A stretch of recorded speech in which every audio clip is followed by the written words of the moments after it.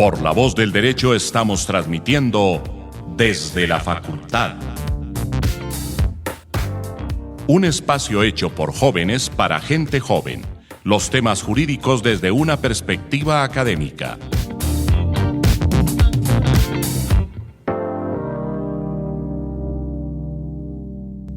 Bueno, buenas tardes, buenas noches, buenos días.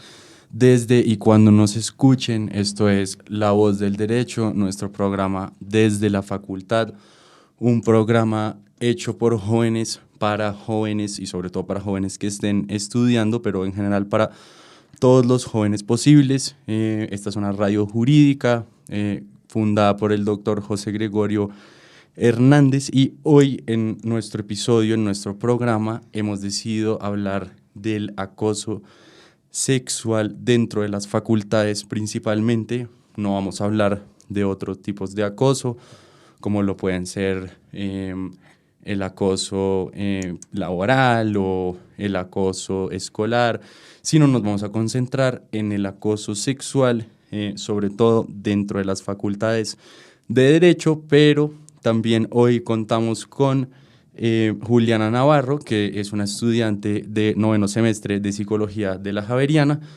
quien nos va a ayudar no solo a darnos la perspectiva desde otras facultades que no sean solo Derecho, sino también a tener esa perspectiva psicológica tan importante para estos temas como lo son pues, los temas de acoso, que terminan siendo traumáticos para las víctimas y sobre el cual pues, podríamos recibir esa ayuda.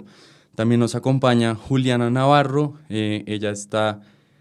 Juliana Ríos, que está en 5º semestre de Derecho también, y Manuela Casanova, que es una de nuestras titulares, que está en 3º semestre de Derecho y en 1er semestre de Artes. Entonces, para comenzar un poquito, como siempre, voy a dar un poco de contexto alrededor del tema. Entonces, el Código Penal nuestro, en su artículo 210A, establece o estipula el acoso sexual, en donde establece que el que en beneficio suyo o de un tercero, valiéndose de su superioridad, manifiesta o relaciones de autoridad o de poder, edad, sexo, posición laboral, social, familiar o económica, acose, persiga, hostigue o asedie física o verbalmente, con fines sexuales o no consentidos a otra persona, incurrirá en prisión de 1 a 3 años. ¿Qué podemos ver acerca de esto? También la lucha del acoso sexual, acorde a Janet Fuentes, bueno, un poco de historia, es producto de la bisagra entre el activismo contra la discriminación laboral y la lucha feminista contra la violencia hacia las mujeres, que se da en los años 70 en Estados Unidos. En ese país emergieron en el 1975 las primeras organizaciones contra el acoso sexual en el trabajo y se empezó a considerar como una forma de discriminación. Algo muy interesante antes de comenzar acá a discutir un poco acerca del acoso sexual es que vemos que no está muy bien definido para lo que tiene que ver con, por ejemplo, las universidades en nuestro caso. Esto me parece que no es muy práctico ni muy útil y sobre todo se concentra demasiado en lo que es el ámbito laboral, lo cual pues, puede llegar a ser problemático. También acorde a Janet, el acoso sexual presenta avances por parte de las instancias que se ocupan, como dijimos, de regular los derechos de los trabajadores. Para la Organización Internacional del Trabajo, constituye una forma de discriminación basada en el sexo de las personas. ¿Qué más podemos decir? El delito de acoso sexual surgió en la vida jurídica, acorde a Elías Mauricio Monroy, mediante la Ley 1257 de 2008, y ha sido objeto de pronunciamiento de fondo en 2 ocasiones por parte de la Corte Suprema de Justicia. La más reciente en 2018, en donde los alcances dogmáticos expresados permitieron delimitar el delito pues, de acoso sexual. Y solo hasta la sentencia 107 del 7 de febrero del 2018 fueron analizados a cabalidad sus presupuestos dogmáticos en relación con los delitos de acceso carnal violento y acto sexual abusivo. Y según explica la Corte Suprema de Justicia en dicha sentencia, el delito de acoso sexual se previó para situaciones de subordinación laboral que derivan en sometimiento, retaliaciones u hostigamientos, en la mayoría de casos ejecutados sobre mujeres. Pero bueno, ahora sí ya para entrar un poco más en materia, antes de hablar solo del aspecto jurídico, hoy el programa es mayoritariamente por parte de mujeres, porque a mí me pareció apropiado que ustedes al principio de este programa nos cuenten un aspecto menos jurídico y más personal acerca de cómo han percibido el acoso en la universidad, en las universidades, con sus amigas. ¿Creen que este es un problema relevante en general o ustedes lo han sentido de manera personal? Si quieres, Manuela, puedes comenzar y vas contándonos qué piensas acerca de esto en las universidades actualmente. Bueno, siento que no solo las universidades, sino como los espacios públicos en general, no son espacios seguros para las mujeres. El acoso se ve de muchas formas. Creo que lastimosamente todas tenemos una historia que contar frente a algún tipo de violencia basada en el género. Y pues esto es muy triste, pero también es muy diciente. Dentro de las universidades es un tema muy complejo, pues porque como lo leíste, no está bien como definido, los protocolos no son 100% seguros ni efectivos, pueden llegar a ser revictimizantes. Debido a las relaciones de poder y las jerarquías que hay dentro de las universidades, presentar denuncias es muy difícil, y esto va como relacionado desde estudiantes hasta directivos. Hay profesores que tienen como redes de apoyo muy grandes, entre los hombres se cubren, entre los compañeros de trabajo se apoyan, generan formas, como generan alianzas que al final terminan incluso perjudicando mucho más a la víctima, y pues como dejar ver todo esto es muy importante, y me parece muy pertinente que hablemos de esto, especialmente dentro de la Facultad de Derecho. Juli, ¿tú qué crees? Pues digamos que desde una perspectiva un poco más personal, creo que es muy interesante cómo uno se percata que son temas que uno ni siquiera tiene en la casa. Entonces, si uno ni siquiera habla de esto con sus hermanos, con sus papás, después imaginarse ya en el ámbito académico, pues mucho menos. Si no lo compartes en el espacio en el que se supone que estás seguro, por distintas razones, pues cuando estás en un ambiente educativo, creo que si en realidad si se presenta una situación, va a ser o no compartida por ti, o si lo llegas a compartir, tal vez no sea tomado en cuenta. Realmente no tiene relevancia. Siento que es triste que he visto, cuando hablo de esto con mujeres, con mis amigas, con familiares, que todas, como decía Manuela, tenemos una historia por contar. Y creo que es importante hablar como de qué es abuso sexual y qué no, porque me parece curioso cómo la gente disminuye muchísimo la sensación personal que uno pueda tener sobre lo que uno percibe como pues algo que puede llegar a ser un acoso sexual. Entonces uno dice, me pasó tal cosa, y te dicen, no, pero es que no es tan grave, porque es que en realidad podía haber sido como hasta tal instancia. Y eso entonces desvalora muchísimo lo que uno pueda llegar como a pensar o sentir frente al tema. Y lo más grave es que cuando esto ocurre se vuelve cotidiano, entra en una normalidad. Entonces, como que hemos hecho de este tema algo natural, como entre las personas, es algo que ocurre, pasa y ok. Y pues eso creo que para mí personalmente es lo más preocupante al respecto. Ok, Juliana, primer aspecto del vistazo desde la psicología.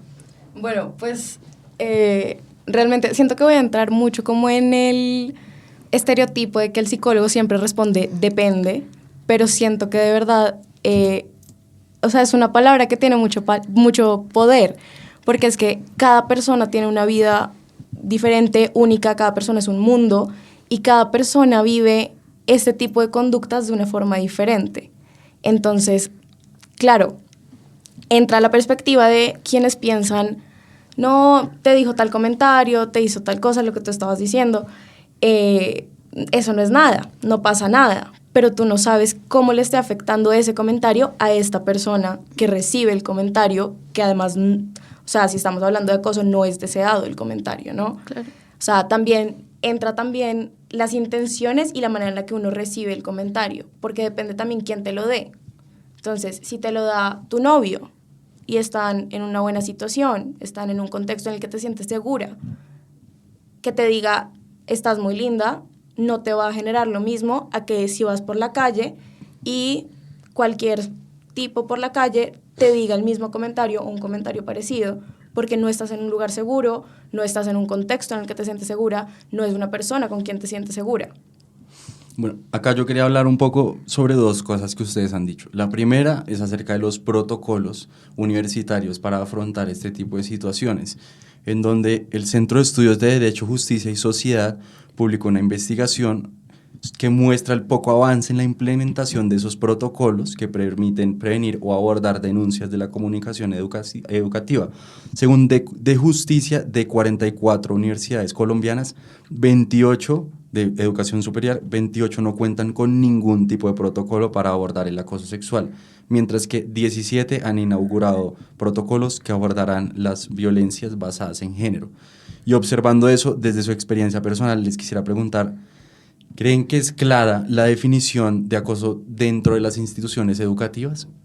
Yo diría que no. O sea, yo siento que ni siquiera, o sea, ni en las instituciones educativas, ni lo que estabas leyendo, digamos, cómo está articulado en el Código Penal, son unas definiciones muy amplias que precisamente porque depende de la experiencia de cada persona, las definiciones no alcanzan a llegar como a abarcar todo lo que puede considerarse acoso. Es decir, listo, digamos, toda la definición se ha dado al ambiente laboral, pero ¿qué pasa precisamente en el ambiente universitario? ¿Qué pasa? Que no solamente son los profesores que pueden, digamos, como acosar estudiantes, pueden ser entre estudiantes o al revés, porque también esa es otra, pueden ser estudiantes que estén acosando a profesores, porque el poder no se da solamente por el título que tiene cada persona, el poder se puede generar de muchas maneras y podemos estar en una posición en la que nos sentimos iguales con un estudiante o nos vemos como iguales porque ambos somos estudiantes, pero el hecho de que sea, no sé, más alto que yo, que sea más grande que yo, que tenga, no sé, 1 o 2 años más que yo, digamos que hay muchas cosas que precisamente son las que están puestas en el artículo que pueden generar esa posición de poder y además lo que uno percibe como poder, porque el solo hecho de, digamos, hablo de experiencia personal, como por ser mujer y que sea hombre, ya para mí eso genera un poder, o sea, ya él tiene un poder sobre mí.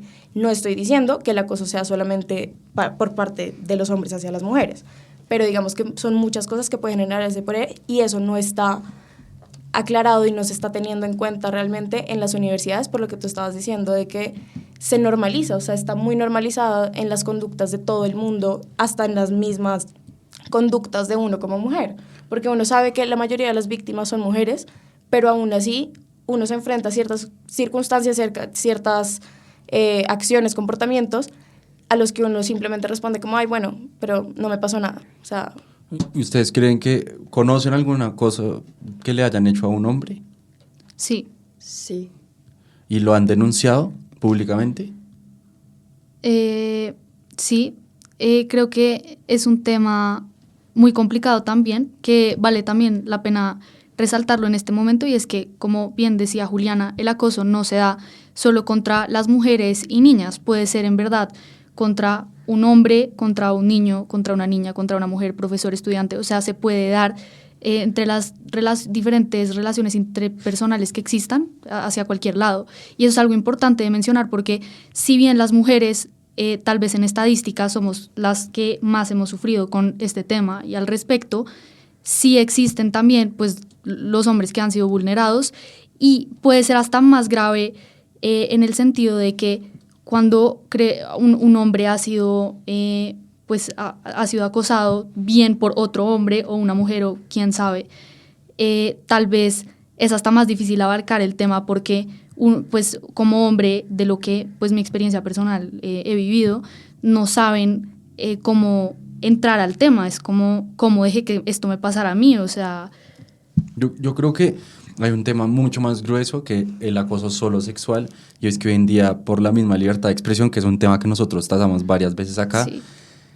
No se está definiendo bien la línea de qué puede decir una persona Claro. y qué no puede decir una persona. Entonces se ha convertido en una dificultad para comediantes, para personas que de cierta manera podrían estar intentando pues conquistar al otro sexo de alguna manera. Sí. O sea, se ha convertido en un problema para muchas personas. Quería preguntarles algo muy curioso, pero primero mencionar unos estudios en donde, por ejemplo, en la Universidad de Caldas se registró 18,4% de actos de violencia sexual dentro de los estudiantes, De estos, 84 casos, es decir, el 17,7%, fueron de acoso sexual y 8 de violación sobre un total de 950 estudiantes.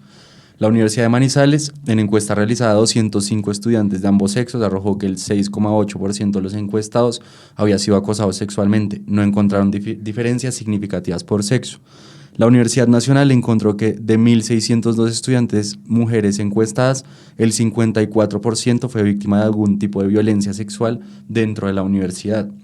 Y la encuesta Percepciones sobre Equidad entre Hombres y Mujeres y Enfoque Diferencial de Derechos aplicada en 5 universidades reportó que el 27% de personas, entre estudiantes, docentes y administrativos, conocía casos de acoso sexual en su institución, 27,5% de los estudiantes y 23% de los administrativos, así como el 34,4% de los estudiantes de la comunidad LGTBI informaron tener conocimiento de este tipo de violencia. Algo que me llama mucho la atención de esto es que, no sé si ustedes notan que, por ejemplo, la Universidad Nacional, las mujeres reportaron que el 54% fue víctima de algún tipo de violencia, es decir, más de la mitad de las mujeres. Dentro de la institución. Mientras que en la Universidad de Manizales, por ejemplo, ambos sexos arrojaron el 6,8%. Entonces, yo creo que acá eso demuestra desde la ignorancia, es porque tocaría hacer la prueba, pero muestra dos cosas. La primera, que estos estudios no están definiendo bien qué es acoso sexual, o que la gente no sabe bien qué es acoso sexual, o no tenemos en general una definición de acoso sexual. Entonces una persona podría tomar un mal piropo como acoso sexual, mientras que otra pues podría considerar que solo es cuando pues ya la están tocando físicamente. Y el segundo es que creo que se denota de estas dos universidades, sobre todo por sus corrientes tradicionales de pensamiento, que parece que en una se vería como que es mucho más amplia la concepción de acoso sexual y en la otra muchísimo más limitada, porque la diferencia es casi que del 45% o algo así.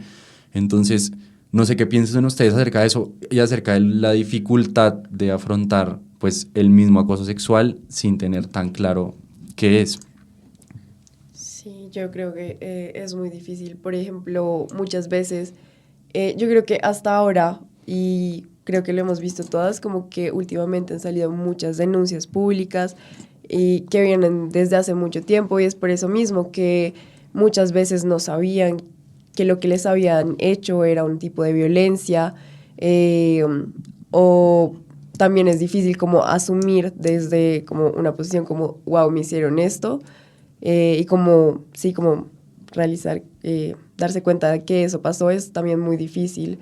Y también siento que hay como mucha desinformación y también frente a eso como pues ya lo que habíamos mencionado, que es muy difícil dar la definición, y también lo que había mencionado, ¿vale?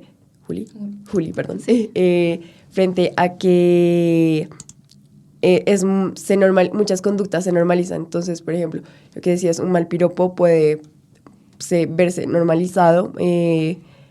Y, por ejemplo, pues puedo contar como una historia de que fue dentro de la facultad. Hace poco estuvimos en una clase donde tenemos un profesor que siempre le parece muy chistoso hacer chistes sobre su suegra, sobre su esposa.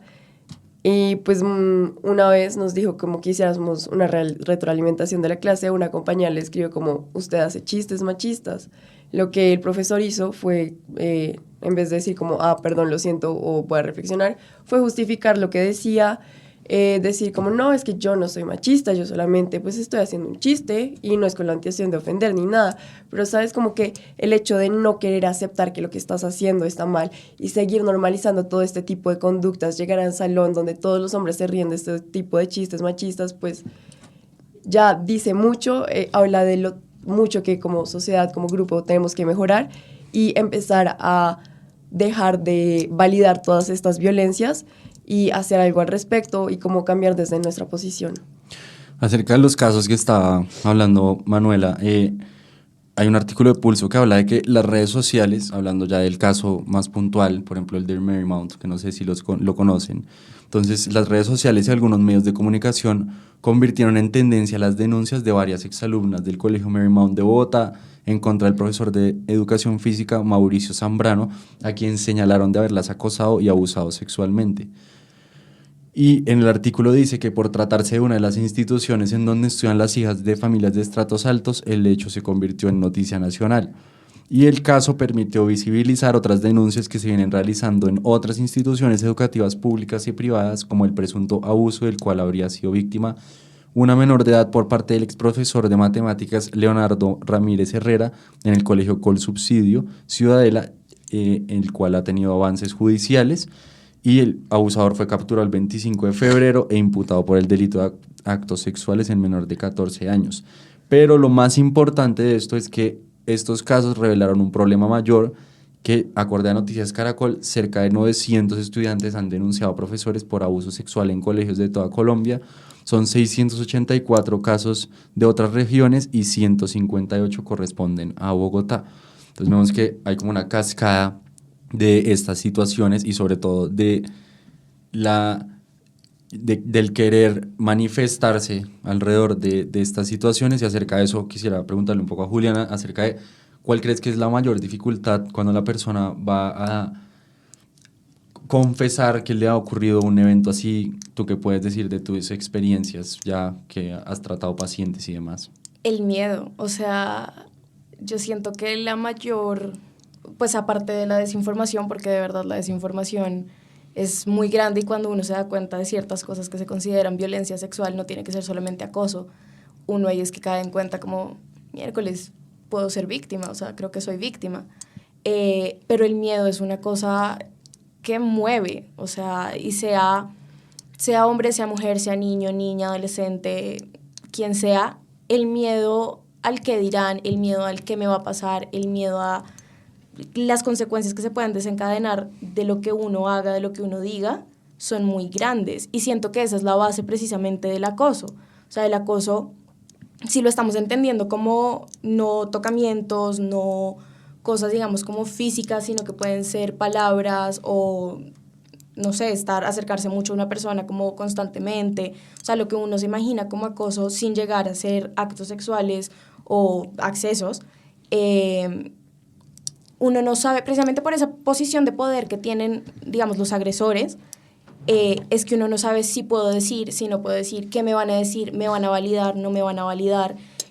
Si yo le digo que no al agresor, entonces, ¿qué me puede hacer el agresor? Si es un profesor, por ejemplo, que me haga perder cualquier cosa. O, en el caso al revés, si es un estudiante que está acosando a un profesor, si el profesor dice, si le dice que no al estudiante o algo, el estudiante puede tener algún tipo de poder de decir algo que haga que el profesor se vea perjudicado. Es decir, cualquier acción que uno tome puede generar algún tipo de consecuencia que a uno le genera miedo y a la persona que va a denunciar le genera miedo, la persona que va a hablar le genera miedo y por eso digamos que se tiene una connotación de valentía a la persona que es capaz de alzar la voz y hablar y decir qué está pasando. Sobre el miedo me parece algo muy importante mencionar y es también como la vergüenza, como Total. de las personas que he conocido casos, que pues cercanas o lejanas, lo que sea, pero comparten algo en común y he visto es como vergüenza de lo que me pasó.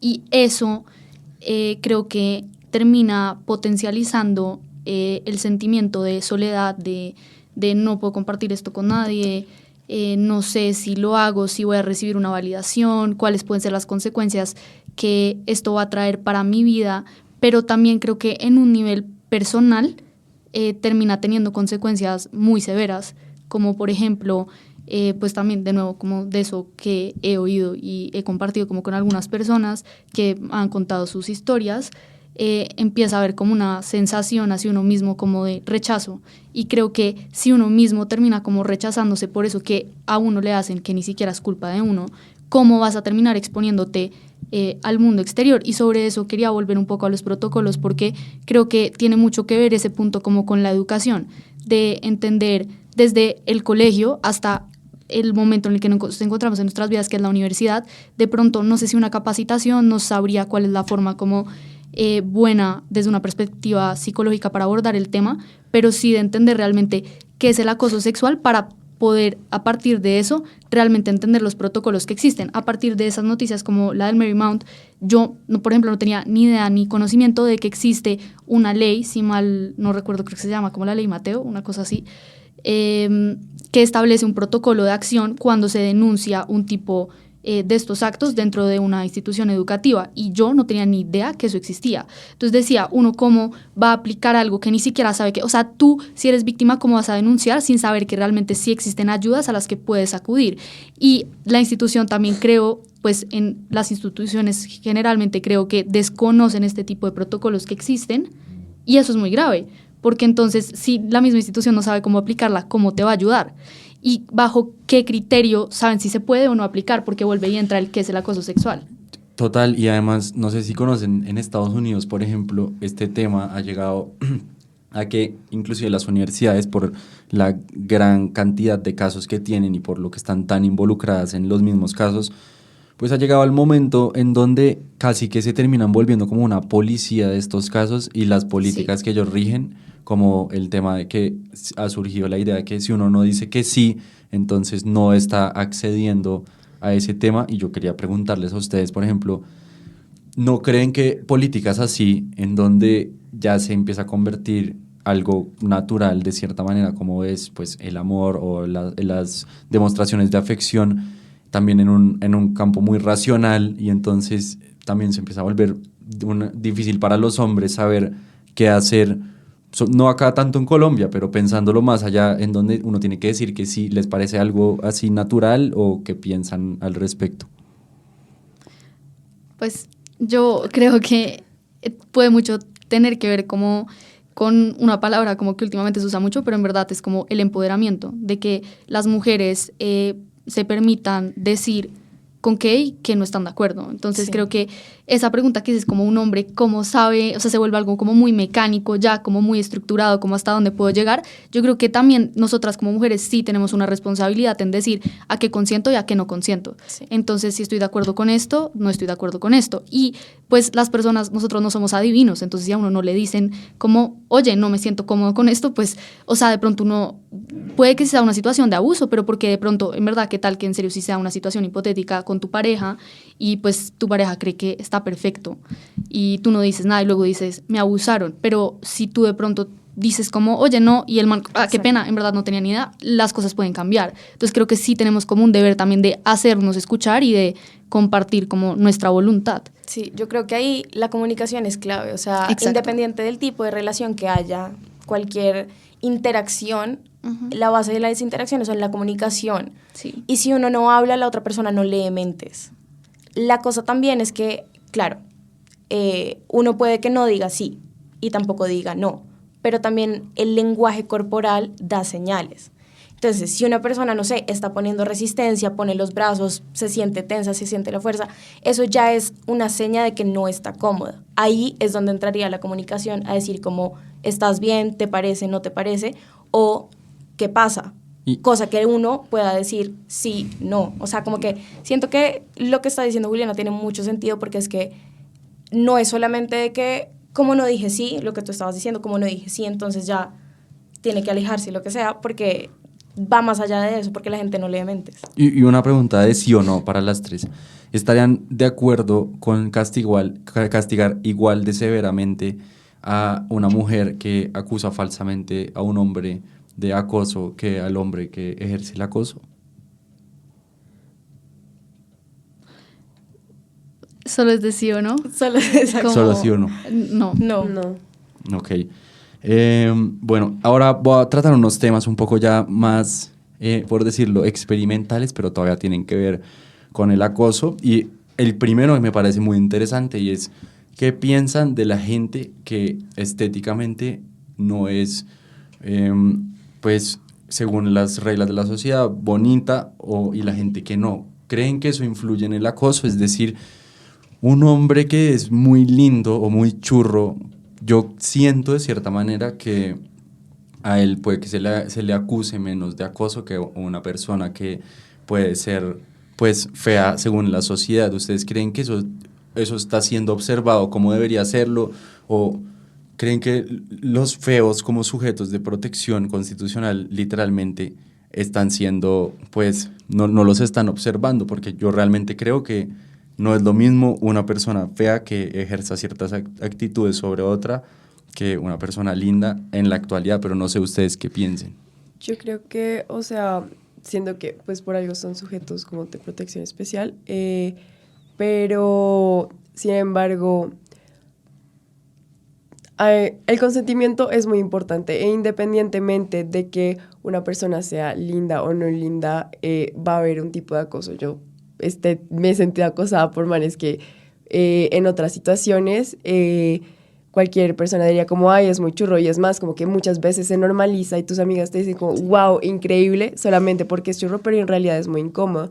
Entonces, más allá de como decir como, esto sí es acoso porque me lo dijo una persona fea y esto no es acoso porque me lo dijo una persona linda, es que las personas entiendan que tú no puedes ir por la calle y lanzarle un piropo a cualquier persona, solo porque te gustó. Y también... No puedes, o sea, ¿tú crees que no puedes? No, pues ¿O no depende puedes del contexto? No, si tú vas por la calle caminando y estás tranquila caminando y un día un man llega y te dice como, hola linda, o uy, qué churra o algo así, pues no, Pero la verdad no porque no me dijiste parece. un piropo. O sea, por ejemplo, si yo te dijera, no te conozco en la calle y tienes una chaqueta muy linda o algo así, yo te dijera como, hola, qué chaqueta tan linda tienes puesta hoy. diferente. Es completamente diferente. Pero entonces, si eso es un piropo. No es un pil. No, es ¿No? diferente porque es que te estás refiriendo a la chaqueta, o sea, estás notando algo, es una chaqueta muy linda, ya, listo, gracias. Ok. La cosa es cuando, o sea, en verdad es, perdón, como porque siento que te interrumpí, No, esa es la idea. pero, o sea, digamos, con todo lo que estás diciendo, siento que tiene que ver, todo tiene que ver con las concepciones sociales. Entonces, no es solamente que si el man es churro o no es churro. Ok. También es o sea, cómo se debe tomar eso. Lo mismo pasa si es amigo, si es conocido, si es el novio. O sea, no por ser una persona que ante la sociedad o ante el círculo donde tú estás, pues cero grave, no pasa nada, efectivamente no pase nada. O sea, siento que Sí, es va como más allá. dentro o sea, de los matrimonios que puede haber violación también. exacto. Entonces, no es cuestión solamente de si estoy cómoda, si no estoy cómoda, o si la otra persona piensa que es que no tiene ningún tipo de connotación negativa, sino también parte del contexto, y el contexto se basa también en las relaciones sociales y en la concepción social que se tiene. Entonces, muchas veces, si te dicen, oye, qué chaqueta tan linda, tú dices gracias y listo, pero luego entonces el estereotipo de, no sé, una persona que está tirada en el pasto en la calle cuando tú vas caminando y no tienes ni idea de quién es, o sea, no se acerca en ningún tipo de nivel a ti, te dice el mismo, digamos, piropo, el mismo cumplido, tú no lo vas a recibir de la misma manera porque son contextos diferentes. O sea, si tú te acercas y le dices no sé qué, y ya, y te quedaste ahí, y te fuiste, y te aceptaste el gracias, listo. Si sigues ahí pegado, pero ven, ¿por qué no me hablas? Pero ven, ¿por qué no sigues? Pero ven, ¿por qué no vamos? Pero ven, ¿por qué no me acompañas? Ahí ya entra como a pasar unos límites, para mí. Emi, pero sobre concretamente esto de si es lindo o feo, como si se estigmatiza más, me haces pensar mucho lo vi en Derecho Penal el semestre pasado y le pido perdón a mi profesor porque no me acuerdo cómo se llama esa corriente, pero era una corriente del Derecho Penal que empieza a clasificar a los sujetos por peligrosidad de acuerdo a su imagen. Entonces, los que tenían tatuajes, por ejemplo, era un ejemplo que dábamos en clase, eran como más propensos a ese man es un delincuente. Sí, esos eran los comienzos de la criminología. Sí, no, es que no me acuerdo cómo se llama esa corriente. Carneluti, si no estoy mal. No, la verdad. La verdad, no tengo ni idea tampoco, pero sí me acuerdo de los principios de esa escuela y es eso. Se clasifica al sujeto según su imagen. Entonces creo que eso es un poco lo que estás como planteando en este momento y creo que es muy grave. Sí. Es muy grave realmente uno estigmatizar y empezar a de pronto generalizar, a decir, no, es que de pronto esta persona que es fea, que de pronto no tiene interacción con tantas personas, debe ser como más, por así decirlo, no, tal vez no agresivo, pero tiene como más cosas oscuras y como que uno empieza, y si eso hace la sociedad, puede llegar hasta una perspectiva jurídica que se vuelve peligrosa. No, literal, yo lo decía, era porque Yo sí creo que hay una discriminación a los feos. Y yo creo que, o sea, no son sujetos de especial protección, yo dije de protección solamente, como todos los ciudadanos. Pero bueno, ya cerrando un poquito más acá con otro tema ya un poquito experimental también. Entonces, ¿ustedes creen que puede existir abuso o acoso sexual en el metaverso o creen que no puede existir? Sí, completamente. Y he visto muchos casos y, o sea, es muy grave porque la gente se queda como, ¿qué? Y se ríe, pero es muy, muy grave. No, lo digo porque la empresaria británica Nina Jane Patel denunció que ingresó a un espacio común en Horizon Venues, que es un espacio del metaverso, y 3 o 4 avatares masculinos se pegaron a ella para manosear su avatar sin consentimiento. Entonces está el debate jurídico de si, como ese no es un espacio físico, realmente es un acoso sexual o no. Tocaría ver si sería una extensión de su conciencia. Exacto. ¿O ustedes qué creen? Por ejemplo, desde la perspectiva psicológica, ¿qué crees? Como yo lo estaba viendo, es que, digamos, pues antes de venir estaba como recordando cosas que he leído y artículos y demás, como que me han presentado en clase. Y la cosa es que el acoso no se limita solamente al espacio físico. O sea, digamos, no quiero salirme digamos, como del tema de acoso sexual en las facultades, pero el bullying, el cyberbullying, o sea, todo esto es por medio de una pantalla, por medio de una plataforma, e igual estás afectando a la otra persona. Sexting, grooming, todo esto hace parte del acoso y estás afectando a la otra persona por medio de una pantalla. O sea, no estás tocando a la persona, no estás diciéndole en la cara a la persona algún piropo o alguna cosa, o no estás hostigando a la persona directamente en persona, pero estás mandando un mensaje. Y digamos que este es un poquito más directo. En este escenario que tú planteas, no es tan directo, claro, estamos hablando de avatar, estamos hablando de, digamos, como personajes ficticios, por así decirlo, pero igual están mandando un mensaje como de, tenemos poder sobre ti. O sea, si fuera en persona no sabes si sería diferente. Y lo mismo, digamos, como que de pronto me estoy saliendo un poquito del tema, pero yo tengo una amiga, digamos, eso hace parte como del género, o sea, de las concepciones de género. Yo tengo una amiga que ella es gamer y entonces está en varios juegos, la verdad no sé cómo funciona, pero ella hace streams y ella cuenta que cuando ella se conecta a alguna plataforma con más personas, inmediatamente recibe mensajes, recibe ataques, recibe cosas por el hecho de ser mujer y estar en ese contexto de juego, por ejemplo. Entonces siento que puede que no sea el acoso directo per se, pero sí manda un mensaje. Bueno, pues ya concluyendo acá, este definitivamente es un tema muy grande, muy interesante, tiene todavía, yo creo, muchas partes grises que nosotros como jóvenes juristas y como jóvenes psicólogos tenemos mucho que aportarle a nuestras áreas, porque es algo en donde, como lo vemos acá en Colombia, hasta ahora muy pocas universidades están adoptando sus sistemas de prevención y de reacción.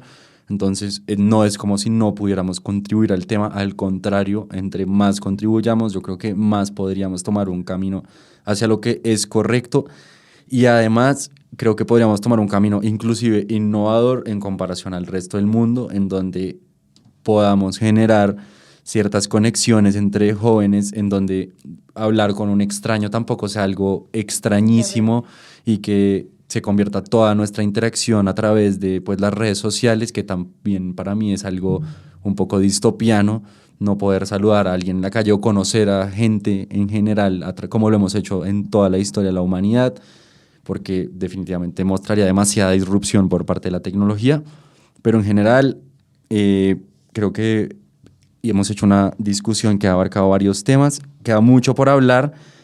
Este programa, como siempre, está abierto para todas las personas que quieran venir a contribuir de todas las visiones políticas, sociales o antisociales que tengan, con tal de que puedan sentarse enfrente del micrófono y conversar y dialogar. Acá estamos dispuestos a recibirlos y sobre todo si son jóvenes. Les agradecemos por estar escuchando nuestro programa de La Voz del Derecho. Nos pueden encontrar en Instagram como desde _la_facultad. en YouTube como Desde la Facultad, La Voz del Derecho, y en Spotify también como Desde la Facultad. Muchísimas gracias y hasta la próxima.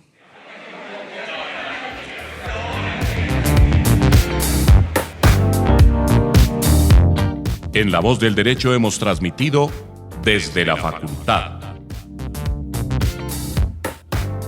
Un espacio hecho por jóvenes para gente joven. Los temas jurídicos desde una perspectiva académica. Desde la Facultad.